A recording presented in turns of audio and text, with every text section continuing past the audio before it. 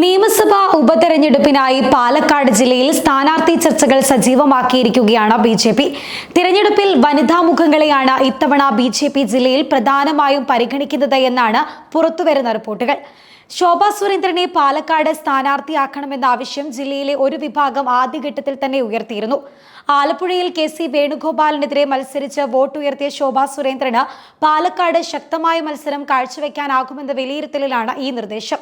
എന്നാൽ ദേശീയ തലത്തിൽ ശ്രദ്ധയാകർഷിച്ച വയനാട് ലോക്സഭാ മണ്ഡലത്തിൽ ശോഭാ സുരേന്ദ്രനെ മത്സരിപ്പിക്കുകയും പാലക്കാട് കോൺഗ്രസിൽ നിന്നും BJPയിലേക്ക് എത്തിയ പത്മജ വേണുഗോപാലിനെയോ C കൃഷ്ണകുമാറിനെയോ മത്സരിപ്പിക്കണമെന്നുമാണ് BJPയിലെ മുതിർന്ന നേതാക്കളുടെ അഭിപ്രായം. ലോക്സഭാ തിരഞ്ഞെടുപ്പിൽ രാഹുൽ ഗാന്ധിക്കെതിരെ മത്സരിച്ച BJP സംസ്ഥാന അധ്യക്ഷൻ K സുരേന്ദ്രൻ ഇത്തവണ വയനാട്ടിൽ വോട്ട് വർദ്ധിപ്പിച്ചിരുന്നു. അവിടെ ശോഭ മത്സരിക്കാനെത്തിയാൽ BJPക്ക് പ്രതീക്ഷ ചെറുതല്ല. വയനാട്ടിൽ വിജയിച്ച രാഹുൽ ഗാന്ധി റായിബറേലി സീറ്റ് മാറിയതോടെ ഒഴിഞ്ഞ വയനാട് ലോക്സഭാ മണ്ഡലത്തിൽ സഹോദരിയും AICC ജനറൽ സെക്രട്ടറിയുമായ പ്രിയങ്ക ഗാന്ധിയാണ് മത്സരിക്കാനെത്തുന്നത്. 2014 ലോക്സഭാ തിരഞ്ഞെടുപ്പിൽ പാലക്കാട് മണ്ഡലത്തിൽ ശോഭാ സുരേന്ദ്രൻ മത്സരിച്ചിരുന്നു. ആ തിരഞ്ഞെടുപ്പിൽ ശോഭാ സുരേന്ദ്രന് വലിയ തോതിൽ വോട്ട് ഉയർത്താനും സാധിച്ചിരുന്നു. പിന്നീട് നടന്ന 2 തിരഞ്ഞെടുപ്പുകളിലും C രാധാകൃഷ്ണനാണ് മണ്ഡലത്തിൽ മത്സരിച്ചത്. കഴിഞ്ഞ നിയമസഭാ തിരഞ്ഞെടുപ്പിൽ ശക്തമായ മത്സരം നടന്ന മണ്ഡലമായിരുന്നു പാലക്കാട്.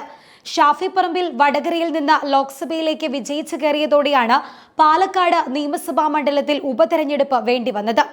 കഴിഞ്ഞ നിയമസഭാ തിരഞ്ഞെടുപ്പിൽ മെട്രോമാൻ E ശ്രീധരനിലൂടെ BJP ഉയർത്തിയ കടുത്ത വെല്ലുവിളി അതിജീവിച്ചാണ് പാലക്കാട് മണ്ഡലത്തിൽ 3859 വോട്ടിന്റെ ഭൂരിപക്ഷത്തിൽ ഷാഫി വിജയിച്ചത്.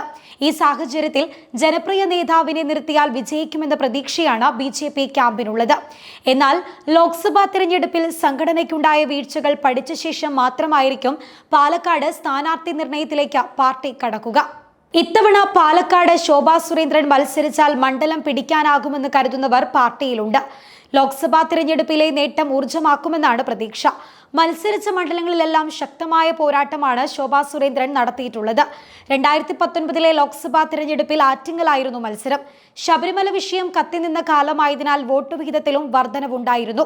മുൻ തിരഞ്ഞെടുപ്പിൽ S ഗിരിജകുമാരി നടത്തിയ 90,528 വോട്ടുകൾ ശോഭ 2,04,881 വോട്ടായി ഉയർത്തി. മുൻ തിരഞ്ഞെടുപ്പിൽ S ഗിരിജകുമാരി നേടിയ 90,528 വോട്ടുകൾ ശോഭ 2,48,081 വോട്ടായി ഉയർത്തി. 2024 ലോക്സഭാ തിരഞ്ഞെടുപ്പിൽ ആലപ്പുഴയിലാണ് ശോഭയെ പാർട്ടി നിയോഗിച്ചത്.